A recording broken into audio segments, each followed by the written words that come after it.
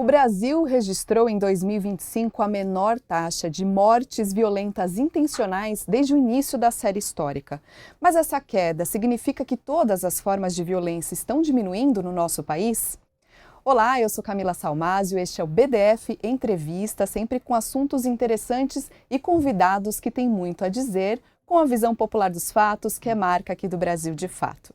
Bom, o Brasil chega a 2026 com uma contradição na segurança pública. De um lado, nós alcançamos antes do previsto a meta nacional de redução de homicídios e também registrou a menor taxa em 2025 das mortes violentas intencionais. Mas, por outro lado, cresceram outras mortes provocadas principalmente por intervenções policiais e o feminicídio, além de crimes novos ganharem mais espaço, como, por exemplo, fraudes e também golpes digitais. O 20º Anuário Brasileiro de Segurança Pública também nos aponta que o país está gastando mais com segurança pública, mas sem uma coordenação federativa capaz de acompanhar as transformações do crime organizado, por exemplo. Ao mesmo tempo, a segurança pública ganhou aí destaque nas preocupações dos brasileiros e deve também ser tema central das eleições de 2026. Afinal, o Brasil está mais seguro ou nós estamos diante de uma transformação da forma como a violência se apresenta? Para discutir esse cenário, a gente convidou o David Marques, que é gerente de programas do Fórum Brasileiro de Segurança Pública, a quem eu agradeço o seu tempo. David, muito bem-vindo ao BDF Entrevista. Bom dia, Camila, e a todos que nos escutam. Prazer estar aqui com vocês.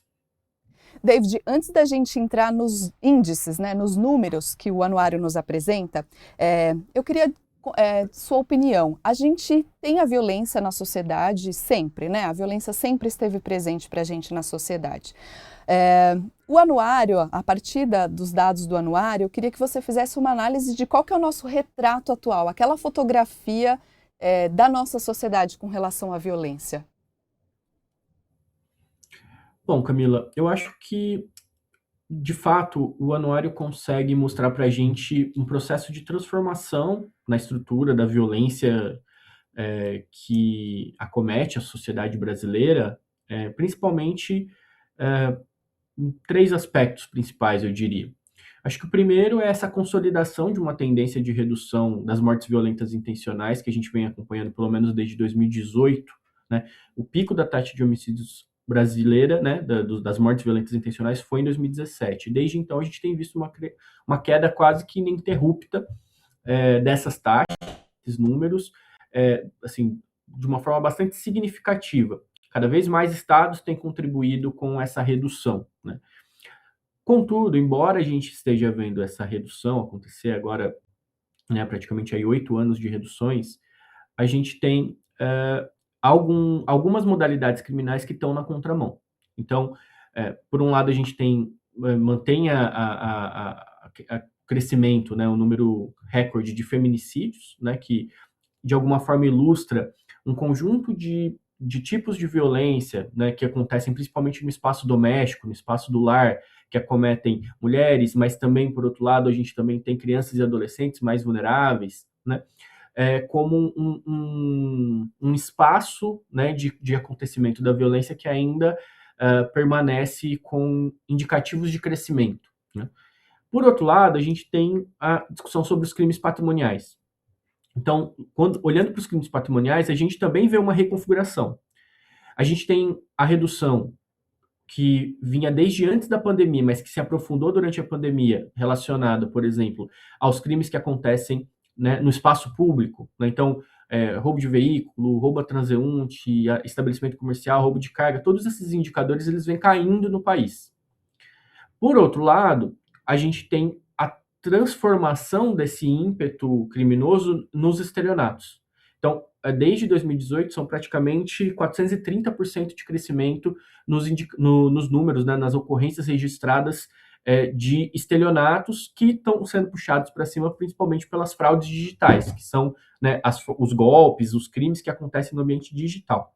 Então, essas duas transformações elas estão se dando de forma simultânea, estão profundamente marcadas, com exceção desse aspecto mais da violência de gênero, da violência doméstica, marcados muito pelas dinâmicas criminais organizadas, que é algo que o Brasil ainda está tentando entender melhor e tentando decidir como que vai fazer o enfrentamento, como que vai fazer a contenção dessas novas lógicas de funcionamento da criminalidade. Então, isso ajuda a explicar, embora muitos desses indicadores estejam caindo, o patamar que a gente se encontra ainda é muito alto, tanto para as mortes quanto para a criminalidade patrimonial de uma forma geral. Então, isso significa, por exemplo, que faz sentido que segurança pública, crime, violência esteja entre as principais preocupações da sociedade brasileira, dos brasileiros. Isso também pesa bastante agora no ano de eleição, onde os projetos políticos para a área vão ser debatidos, mas explica por que a sociedade brasileira, embora muitos indicadores estejam caindo, ainda se sente bastante insegura, né, nas cidades onde residem. Sim, acho que a imprensa em geral deu muito destaque, né, para essa queda de mortes violentas intencionais. Eu queria falar um pouquinho sobre ela, né? Em 2025 foram 40.775, como mostrou o anuário, uma taxa de 19,1 por 100 mil habitantes. É a menor série, né, histórica, e tem uma queda de 31% em relação a 2012. O país também antecipou as metas, né, de queda por homicídios, mas nessa série histórica, o que para vocês explica essa trajetória de queda? Bom, dentro da nossa categoria, né, mortes violentas intencionais, ela é uma categoria bem abrangente para conseguir retratar todo tipo de, como diz o nome, de morte violenta intencional. Então, aqui dentro tem os homicídios dolosos, as lesões corporais seguidas de morte, os latrocínios, que são os roubos seguidos de morte. Estão contabilizados aqui dentro também os feminicídios, né, e as mortes decorrentes de intervenção policial. Então, boa parte desses homicídios dolosos, eles são muito ligados à forma como tem se intensificado a dinâmica criminal organizada, que aqui no nosso país é muito caracterizado pelas chamadas facções criminosas, que são essas organizações, as duas principais, né, PCC, Comando, surgem dentro dos presídios, mas atuam já desde praticamente da sua fundação também fora dos presídios, né?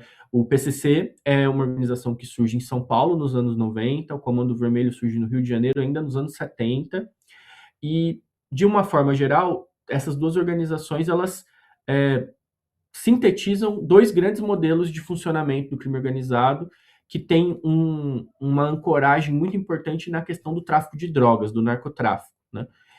Só que a partir dessa ancoragem, essas organizações elas diversificam sua atuação, né? Buscam, e isso é mais característico, né, do Comando Vermelho no restante do país, ter um controle territorial significativo, em relação ao qual essa organização ela controle o varejo da droga, mas também passe a, eventualmente, fazer a extorsão, cobrar taxa de segurança, monopolizar alguns produtos e serviços. Isso primeiro no Rio de Janeiro, depois em vários outros estados hoje da região Nordeste, da região Norte, né? Então, a partir desse funcionamento, dessa expansão dessas duas organizações, dos seus estados de origem aqui no Sudeste, em direção a outros estados, essas organizações elas vão fazendo alianças e fazendo conflitos com grupos locais. Então, no Amazonas, por exemplo, até 2017, a gente tinha uma predominância da Família do Norte, que era uma organização local, que controlava boa parte da logística, da lógica do narcotráfico naquela região, num estado que é importante para a dinâmica internacional da cocaína. A partir da chegada do Comando Vermelho, a gente tem uma mudança, né? Se lá atrás, 2017, era a Família do Norte que controlava esse estado, hoje você tem a maior parte do estado sendo controlado pelo Comando Vermelho. Só que, para que houvesse essa mudança, são vários conflitos que acontecem que ajudam a elevar as taxas de homicídio. Então, a forma como se dá essa disputa e essa expansão das organizações ajuda a explicar crescimento da violência. A gente viu a violência crescer na região amazônica, por exemplo, que foi a partir da chegada dessas organizações do Sudeste e dos conflitos que daí se desenvolveram a partir daí, né? Isso também se explica no Nordeste, tá ajudando a explicar o cenário do Nordeste, o cenário baiano, por exemplo, a situação do Amapá também. Então, essa dinâmica criminal organizada ela é muito importante, ela pesa bastante no cômputo geral das mortes. E, por outro lado, outra coisa que pesa bastante para a fotografia geral do Brasil é a reação que o Estado tem em relação a essa dinâmica. E aí a gente tem visto predominar nas respostas públicas, mais concentrada em alguns estados, a resposta por meio da ação policial. Então, e isso se reflete na letalidade policial. Então, muitos estados têm optado por enfrentar essa dinâmica criminal organizada, essas facções, com operações policiais, com ações policiais que vão usar força e ajudam a elevar a letalidade policial. Então, se a gente pegar hoje aqui, né, nas taxas de homicídio do Brasil e as taxas de letalidade policial, os dois primeiros lugares são os mesmos estados. O Amapá tem a maior taxa de mortes violentas intencionais, a maior taxa de letalidade. A Bahia, em segundo lugar, nas duas taxas. Que são estados que estão enfrentando um problema com o crime organizado e estão tentando reagir, colocando mais lenha na fogueira, mais gasolina nesse problema, que é uma atuação bastante letal por parte das polícias. E o que a gente tem visto é que isso não tem resolvido o problema e ajuda a elevar o nível geral de violência desses territórios. Então, entre 2016 e 2017, para chegar no pico, a gente teve um conflito nacionalizado entre PCC e Comando Vermelho, justamente para tentar encontrar um equilíbrio nessa dinâmica mais nacionalizada do crime organizado. A partir daí, quando esse conflito mais nacionalizado ele foi se assentando, sobraram alguns estados que ainda persistem com problemas, né? Mas no cenário geral isso já foi se acomodando e hoje a gente tem a maior parte dos estados, com exceção de 7, né, registrando reduções de mortes violentas intencionais.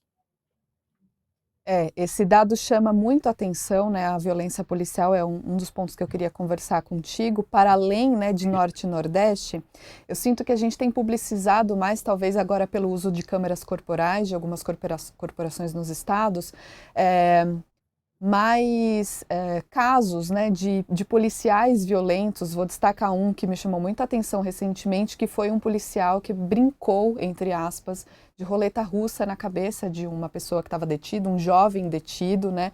Esse caso chama muita atenção porque o jovem já estava detido, não estava ali com nenhuma arma e passou por praticamente uma sessão de tortura, o que mostra muito o modus operandi das corporações, e é isso que eu queria te perguntar, né? A gente teve aqui 6.602 mortes em 2025, que é o maior número absoluto da série histórica, e corresponde a 16%, acho que é isso, de mortes.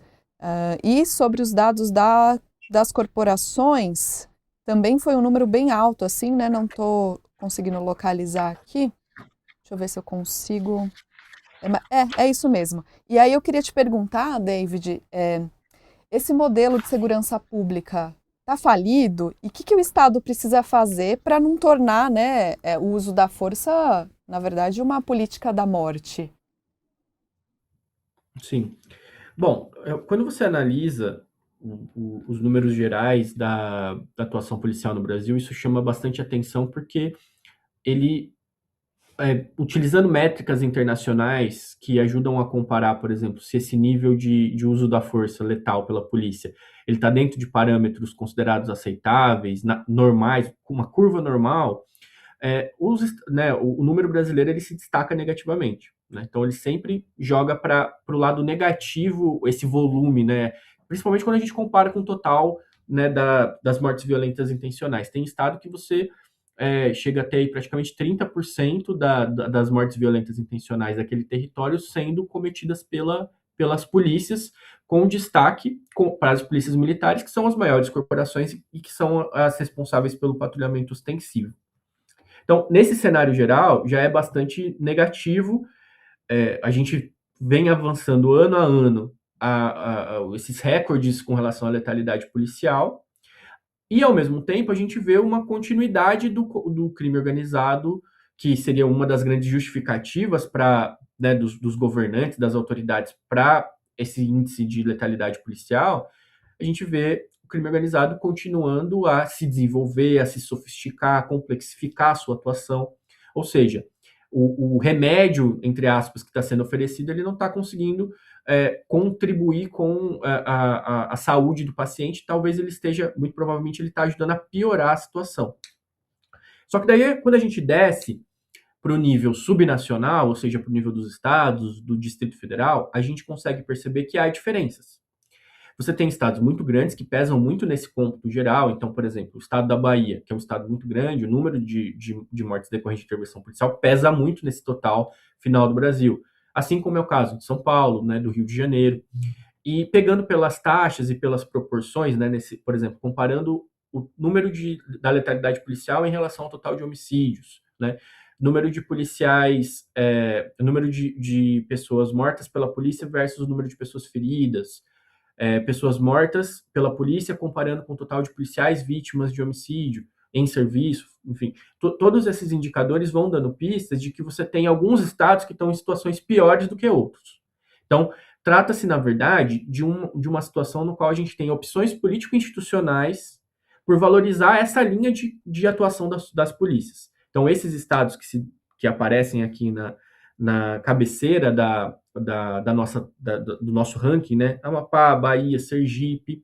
A gente citou aqui, né, também o caso do Rio de Janeiro, o caso de São Paulo, né, caso de Goiás. São estados, Paraná, são estados que têm se destacado negativamente por essa opção político-institucional pela letalidade policial para, né, num discurso de combate às facções, né, de enfrentamento ao crime.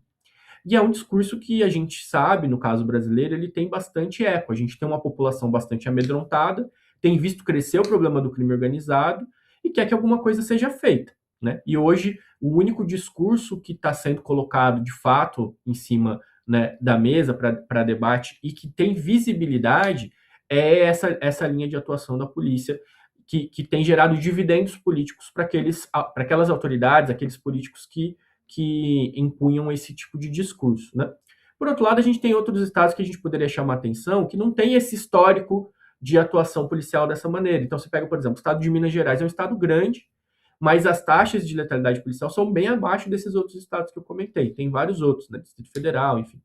Então, a gente vê que não se dá da mesma forma no estado brasileiro como um todo, né? Considerando o nível dos estados, né? O nível subnacional. Então, eu acho que e aí, olhando para o anuário como um todo, né, a gente está mostrando aqui que hoje há um deslocamento dessa modalidade, né, criminal relacionada aos crimes patrimoniais, por exemplo, para o ambiente digital. Em relação a esses crimes, né, a polícia militar não alcança esse tipo de criminalidade, embora seja o que tem mais visibilidade, a polícia na rua, né? Isso demanda investigação criminal, que é a tarefa das polícias civis, né, as quais têm muito menos visibilidade do que as polícias militares. Então, essa linha de fortalecimento da segurança por meio da investigação criminal, do aperfeiçoamento da inteligência, por ter menos visibilidade, acaba sendo preterido em relação a esse policiamento ostensivo, que vai dar mais imagens, né, vai dar operações espetaculares, vai dar resultados que essas autoridades podem, de alguma forma, apresentar e, a partir daí, acumular dividendos políticos sobre a ação policial. Com certeza, que vai ser usado ali na campanha, né? Como se o governador, enfim, está fazendo bastante coisa pela segurança pública, é muito comum a gente ver isso. E nessas eleições a gente deve discutir muito segurança pública, já já a gente vai falar sobre isso. Você falou sobre os golpes digitais, e tem outro dado aqui que chama muito a atenção, que é o de estelionato, né? Foram registrados mais de 2 milhões de casos, é um crescimento de mais de 400% em relação a 2018.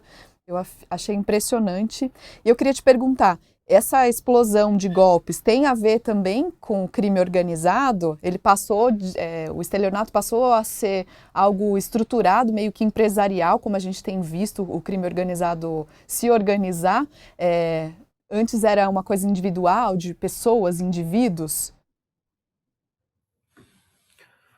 Bom, Camila, na verdade, pensando assim de forma mais longa, né, no longo prazo em relação ao estelionato, boa parte da atuação, né, no estelionato tem a ver com grupos organizados. Então, quadrilhas que se dedicam a isso, a tipos específicos de golpe, né, tipos específicos de estelionato, isso é algo já histórico, né? A gente tem indícios do aumento da participação das facções, que é um tipo específico, né, de crime organizado, as facções criminosas dentro desse mercado. O quanto que elas respondem por esse total de crimes, por essa explosão, é algo que ainda vai precisar ser melhor compreendido. Os dados que a gente tem hoje permitem dizer que, sim, tem uma participação das facções criminosas, mas a gente não sabe precisar qual que é o volume de participação.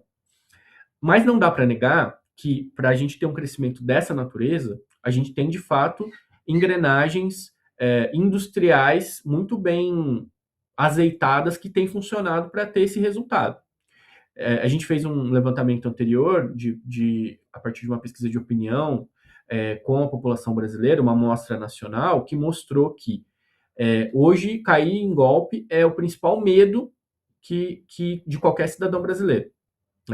A maior parte das pessoas tem medo de ser vítima de golpe, porque necessariamente a gente percebe no nosso cotidiano que a gente assim, as tentativas de acesso aos nossos dados pessoais, às nossas finanças, acontecem em bases praticamente cotidianas.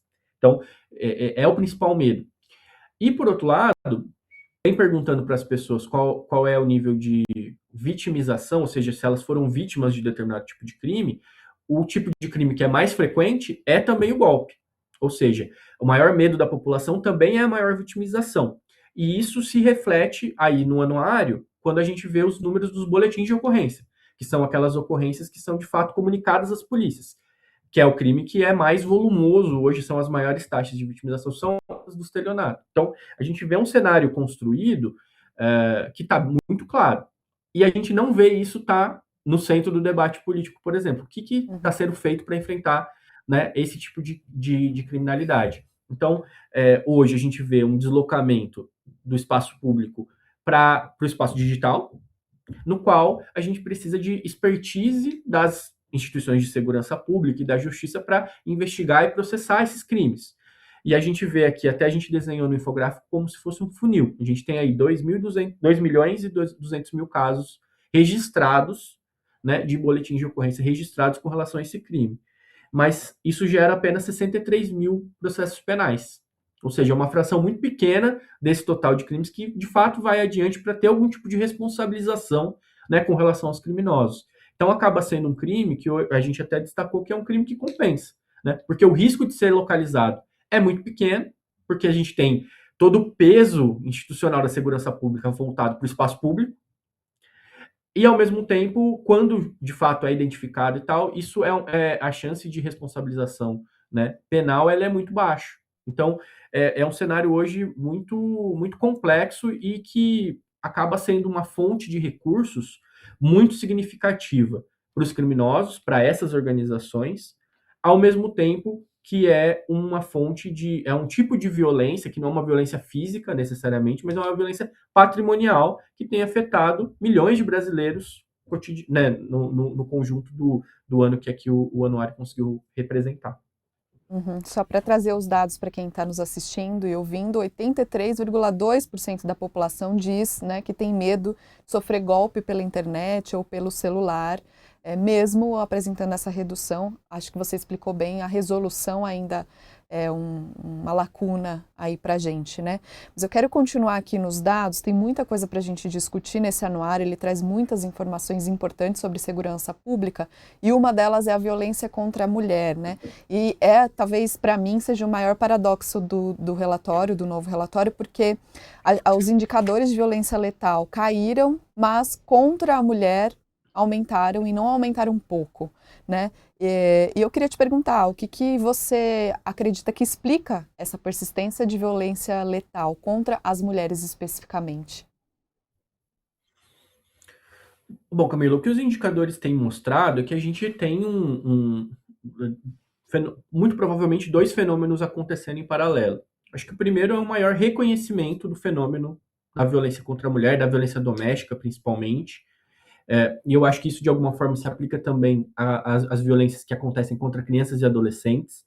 A gente viu também um crescimento de 14,6% nos números de maus tratos, né, contra crianças e adolescentes, que são crimes que acontecem dentro das casas, sobretudo dentro das casas, né? Os indicadores de estupro, embora tenham registrado uma redução, a maior parte ainda são indicadores, né, muito altos e acontecem também predominantemente dentro das casas. Então, esse cenário como um todo tem mostrado que o ambiente interno das casas, ele também tem se tornado mais perigoso, mais violento para esses grupos, né? Para as mulheres, para as crianças e adolescentes. Então, assim, não é apenas uma percepção mais aprofundada com relação ao reconhecimento desse problema, dessa violência. É também um maior número de vitimização. Há muitas teses, né, muitas teorias e hipóteses que podem nos ajudam a explicar por que isso acontece, mas uma delas que eu acho que é justamente uma reação a todo esse avanço da discussão, que ainda que seja a passos muito lentos, avançou bastante, né? A discussão sobre, né, as relações de gênero na sociedade brasileira, aos problemas que isso que acarretam, né, a partir dessa constatação, e de alguma forma essa reação tem se mostrado por meio dos dados que conseguem chegar às polícias, né? Os feminicídios a gente entende que até bem, a gente consegue captar bem, porque trata-se de morte, né? E aí esses indicadores eles têm um nível menor de subnotificação, mas os crimes que dependem que tem um índice maior de subnotificação, eles também têm se mostrado bastante intensos. Então, eu acho que esses dois fenômenos têm acontecido de forma paralela e também tem sido um fenômeno para o qual a segurança pública tem tido dificuldade de oferecer respostas. Então, frequentemente, por exemplo, se você for conversar com um policial militar, né, em relação aos casos de violência doméstica, ele vai dizer que isso é algo que a polícia não consegue fazer muita coisa, o que não é verdade, né? A segurança pública, em geral, poderia fazer mais com relação a essas mulheres, integrando seus sistemas, entendendo padrões de vitimização, porque o feminicídio, frequentemente, ele não é um crime que acontece espontaneamente. Ele tem um histórico que leva até isso, né? Então, você tem as ameaças, você cresce, por exemplo, a questão da violência física, né, das lesões corporais dolosas, você tem aí violência psicológica, violência patrimonial, você tem aí um crescente de atos de violência que vão levar ao feminicídio lá na frente. E isso, o Estado como um todo, tem mecanismos para antecipar para uma parte significativa dessas vítimas. O ponto é que mesmo quando isso é identificado, por exemplo, por meio das medidas protetivas, ele ainda não é suficiente para evitar que aconteçam mortes. É uma medida importante, mas ela sozinha não é suficiente. Então, eu acho que esse problema da violência que acontece dentro do lar é um desafio muito significativo para as políticas de segurança pública, para o Estado brasileiro, e é algo que, novamente, polícia militar com letalidade não vai ser suficiente para resolver esse problema também. Uhum. Eu estou olhando aqui os dados também do anuário e tem uma questão de informação, né, de vítimas de feminicídio. Tem alguns lugares que não informam, né, por exemplo, se a pessoa tinha medida protetiva, enfim, apenas 18 unidades da federação informaram, né, para a construção aí do anuário. E aí, como é que a gente formula, né, política de prevenção, se o Estado também não tem todas essas informações do que se trata, né, do que está acontecendo, principalmente porque isso acontece num ambiente que nós ainda consideramos privado, apesar de a gente falar muito, né, divulgar muito que briga entre marido e mulher, se mete a colher sim, né, se denuncia quando a gente vê uma criança, por exemplo, sofrendo violência, mas ainda não temos, né, formalmente uma atuação do Estado, talvez, que consiga chegar nesse ambiente. Sim, exatamente. Eu acho que se o Estado não tem ainda, ele precisa produzir essas informações. E esse é um dos grandes objetivos do anuário. Por um lado, dá o retrato, né, dos fenômenos relacionados a crime, a violência que mais afetam a população brasileira, para que a gente tenha um mínimo, né, de base para poder discutir soluções, né, delinear os problemas para discutir as soluções. E a partir do momento que a gente coloca esses dados para discussão, como a gente está fazendo aqui e tem feito ao longo das últimas semanas, isso acaba necessariamente colocando pressão sobre o Estado, sobre as administrações, né, sobre os gestores, para que se não tenha o dado nesse ano, no ano que vem a gente tenha. E eu acho que isso acaba funcionando como um vetor de indução para a qualificação dos dados, né, para a existência no primeiro momento, depois para a qualificação desses dados e também para o oferecimento de respostas, né?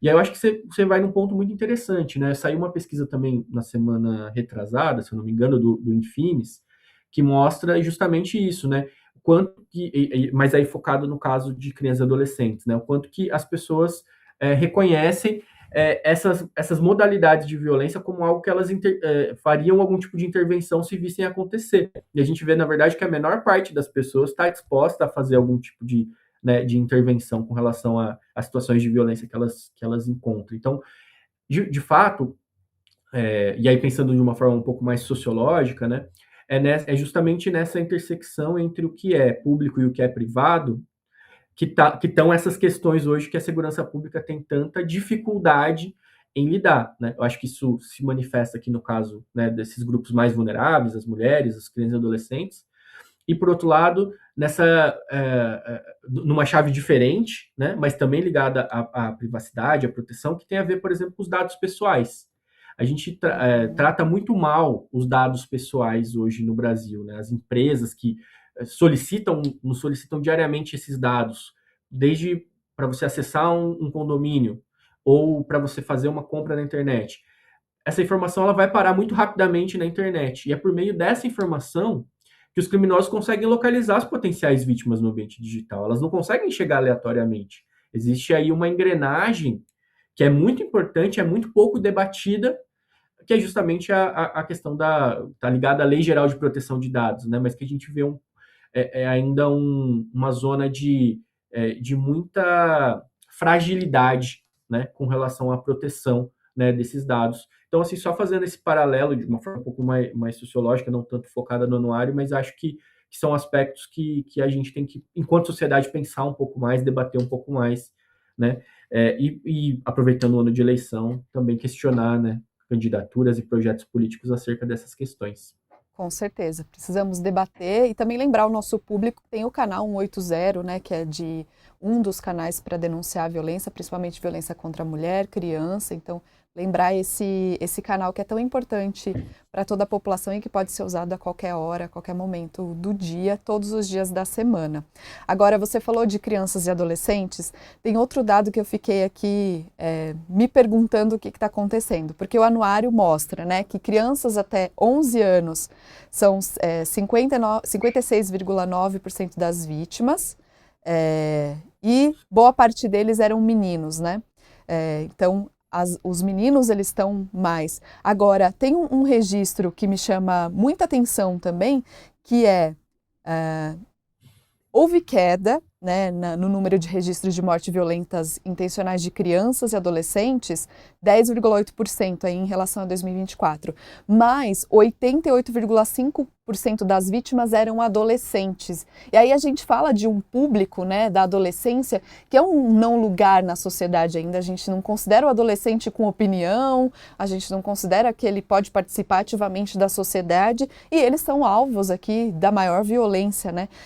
O que muda quando passa de criança para adolescente? Como é que a sociedade está enxergando e por que a gente ainda se sente autorizado a violar o adolescente, né? Não, acho que esse é um debate muito importante e para aspectos dele, a gente teve um ponto de inflexão no contexto da pandemia, né? Acho que a pandemia, ela é esse ponto de inflexão para relações sociais de uma forma geral. A gente ainda está compreendendo melhor todos os impactos que ela trouxe. Então, assim, só para recuperar, a gente estava falando, por exemplo, da questão dos estelionatos, né? Eles foram muito acelerados por conta de processos que decorreram do contexto da pandemia. Então, a digitalização mais acelerada das relações sociais, a digitalização das finanças, né, até a própria criação do Pix, tudo isso se deu ali no contexto da pandemia e a partir daí os efeitos eles foram numa tendência que já vinha acontecendo, mas são de certa forma acelerados.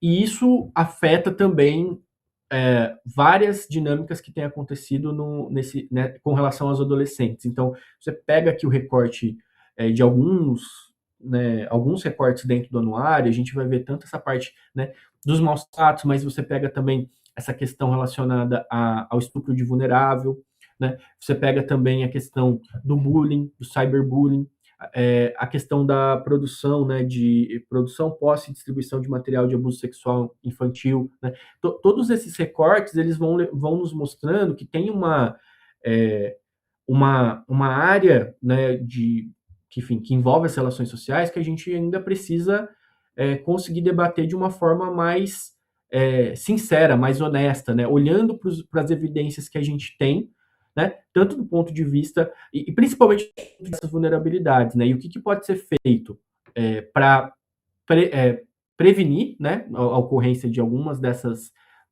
modalidades de violência, e aí, nesse caso, a gente vai reconhecer necessariamente, assim como no caso da violência contra a mulher, que não é apenas um problema relacionado às polícias. É um problema de segurança, mas não é um problema específico das polícias, mas também um problema que muitas vezes ele é captado por outras áreas de políticas públicas. Então, você tem certas modalidades que a escola consegue identificar melhor, certas modalidades de violência que a saúde consegue, a assistência social consegue, né? E a gente muitas vezes esbarra num fenômeno que é a falta de integração entre essas políticas para a constituição de fato de uma rede protetiva, né?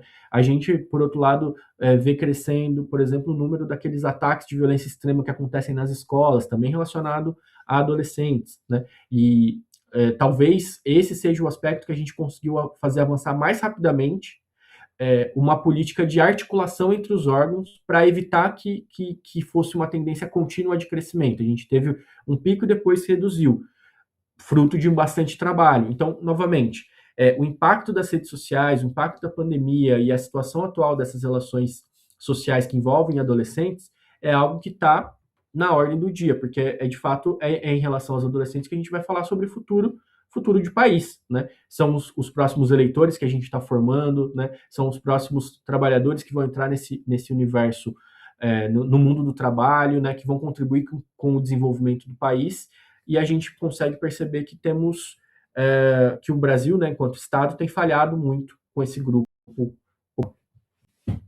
E você falou da falta de coordenação, né? Eu aproveito para lembrar que a PEC 18 de 2025 está parada lá no Senado, né? Que seria uma resposta talvez interessante para essa estrutura, né? Para a gente organizar esse setor. Não estamos conseguindo fazer com que o Senado aprecie e, de fato, a gente tenha, né, um documento para que essa governança aconteça de maneira geral. E aí aproveito para falar contigo sobre eleição, né? Porque o tema da segurança pública certamente vai aparecer, aparece em todas as eleições, mas me parece que esse ano tem uma centralidade ali no debate, por conta das preocupações da população em geral mesmo. E eu queria te perguntar, o que o Fórum espera que seja debatido na segurança pública durante a campanha eleitoral? Porque há uma crítica, uma polarização, na verdade, desse debate que afastam evidências. Então, até para a gente, como eleitor, entender se de fato esse candidato está falando sobre possibilidades concretas de melhorar o setor da segurança pública. Sim, Camila. Bom, em relação à questão da PEC que você comentou, por exemplo, eu acho que o interesse do Executivo ao propor o projeto era justamente tentar avançar na coordenação, na articulação, na definição, por exemplo, do papel da União, na articulação desses esforços, que já está prevista em vários documentos, né? Enfim, até mesmo na lei do SUSP, só que na prática enfrenta resistência, né? Essas relações federativas, elas são bastante desafiadoras aqui no país, não apenas na área de segurança, mas na área de segurança também, né? Só que eu acho que quando ela adentra ao Congresso Nacional, a gente viu uma transformação muito significativa do projeto original. Então, foram introduzidas questões de política penal dentro do relatório, né, que foi aprovado na Câmara, que são muito preocupantes. Então, ainda tenho dúvidas do quanto que o que sair do Congresso vai, de fato, contribuir com a qualificação, por exemplo, da capacidade da União de fazer a coordenação de esforços dentro da política de segurança pública. Eu acho que hoje a gente está num risco, na verdade, de acontecer o caminho contrário, que é de a gente ter uma autonomia maior dos estados e, de certa forma, dos municípios também, mas principalmente dos estados em relação à política pública, que eu acho que pode trazer problemas no médio e longo prazo, né, para o país, enquanto um Estado que quer ter uma política de Estado para a área de segurança pública, não apenas política de governo, né, do governo de mandato. E aí eu acho que, de fato, entra nessa discussão da eleição. Só por essa conversa que a gente fez aqui, a gente consegue ir localizando alguns dos temas que não parecem estar, né, no centro do debate. A gente vê o crescimento da importância, por exemplo, de um discurso com relação ao crime organizado. Então, o crime organizado é, de fato, um tema muito importante. Mas a discussão em relação a ele tem sido feita de forma bastante rasa, falando muito mais em relação à atuação da polícia militar, né, fazendo operações policiais.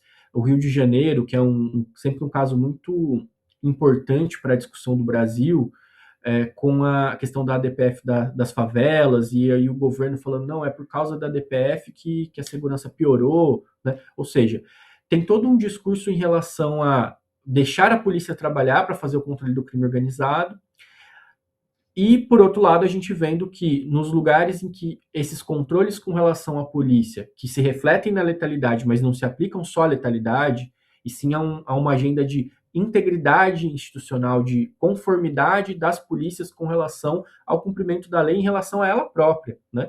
Isso tem fragilizado a posição das polícias em relação ao combate ao crime organizado. Então, eu acho que o eleitor precisa estar atento a esse modelo, né? A gente tem um crime organizado que não parou de crescer, não parou de se desenvolver, e é um processo assim, bastante preocupante, de fato, né? A infiltração do crime organizado em áreas onde antes ele não estava presente dessa forma, isso impacta instituições, impacta mercados, né? A gente viu a Operação Carbono Oculto, é um grande exemplo disso. Quanto que o crime organizado estava infiltrado, por exemplo, no setor de combustíveis. 1.000 postos de combustíveis, empresas de transporte, estava infiltrado nas fintechs, né? Ou seja, em vazios de regulação, em vazios de fiscalização, de supervisão, que até excedem a atuação da polícia. Então, esse projeto para a segurança pública ele precisa ser muito mais amplo, né? Ele precisa alcançar a maior preocupação dos brasileiros, que é o estelionato, que não tem projeto, não tem ninguém debatendo isso, precisa conseguir oferecer soluções mais concretas para os grupos mais vulneráveis, ou seja, esses candidatos precisam propor uma discussão em relação a essas violências que acontecem no ambiente doméstico, seja contra mulheres, contra crianças e adolescentes. Ou seja, a gente precisa falar mais sobre prisão, o local da prisão no ordenamento institucional da segurança pública é muito importante, porque essas organizações elas se reproduzem a partir do sistema prisional. E se a gente tem um sistema que só cresce, inclusive em número de vagas, mas não no mesmo ritmo, a gente gera um ambiente favorável à proliferação dessas organizações. Ou seja, é hora de termos um projeto mais abrangente para a área, né, e não ficar só batendo sempre na mesma tecla de que de deixar a polícia resolver o problema do crime organizado é a letalidade policial. Perfeito. David Marques, nosso programa está chegando ao fim. Muito obrigada por nos ajudar a interpretar, a pensar melhor sobre segurança pública através dos dados do 20º Anuário Brasileiro de Segurança Pública. Volte sempre aqui ao BDF Entrevista. Camila, eu agradeço novamente aí o convite e a possibilidade de a gente debater de forma mais aprofundada esses temas, né, que nem sempre a gente tem essa oportunidade. Então, deixo um abraço também a todos que nos assistiram. Muito obrigada. Bom, o BDF Entrevista vai ficar por aqui, tem programa novo de segunda a sexta-feira, né, nas plataformas de podcast, também na rádio 98.9 FM, no YouTube do Brasil de Fato e na rede TVT. Você pode acessar por todos esses canais. Nos vemos numa próxima. Até mais. Tchau, tchau.